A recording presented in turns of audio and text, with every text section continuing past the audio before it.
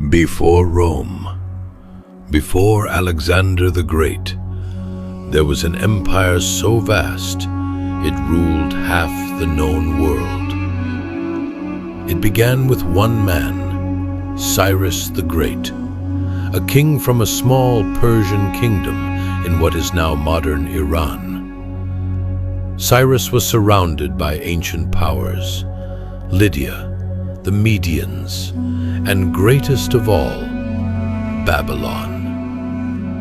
Babylon had ruled the world before Persia existed. Its walls were legendary, its wealth unmatched, its kings feared across continents. And yet, Cyrus marched on it. He raised an army so large the old kingdoms could not stop it. One by one, they all fell to the might of Persia. But when he entered Babylon, there was no massacre. He simply walked in and took the greatest city on earth. That was what made Persia different. Most empires crushed what they conquered. Persia absorbed it. Languages remained, religions remained. Leaders were showered with gifts. Why rebel against a force so frightening, yet so generous?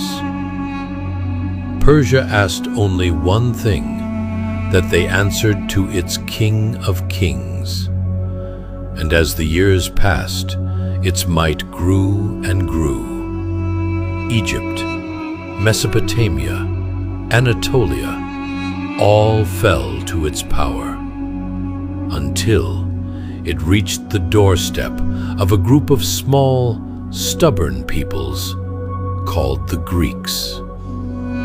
And these Greeks were about to challenge the greatest power on earth. 490 BC, Persia had already conquered half the known world, and now it had reached the doorstep of Greece.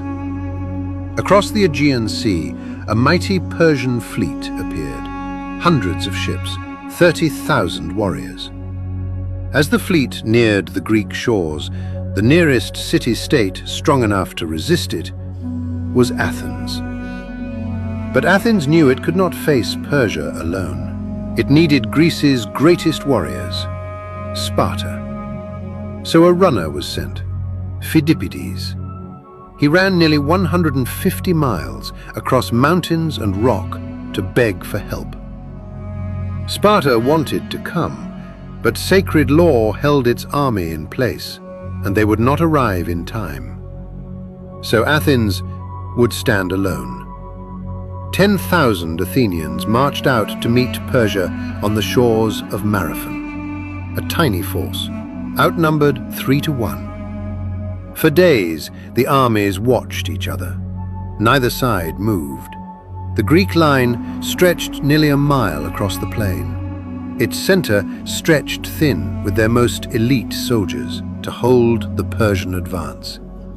And on the flanks, Athens placed greater numbers of less experienced troops. The Persians had expected fear. Instead, the Greeks charged. They ran straight into Persian arrows, bronze shields locked, spears lowered.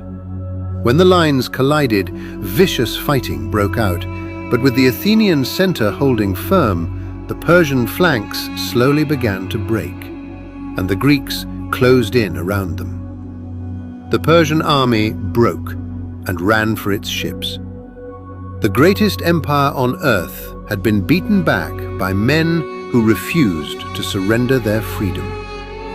Legend says the runner returned to Athens carrying the news of victory. When he reached the city, he spoke the words, "We have won," then collapsed and died. That run became the inspiration for today's modern marathon, and although defeated that day, Persia was not finished. Soon, it would return with vengeance.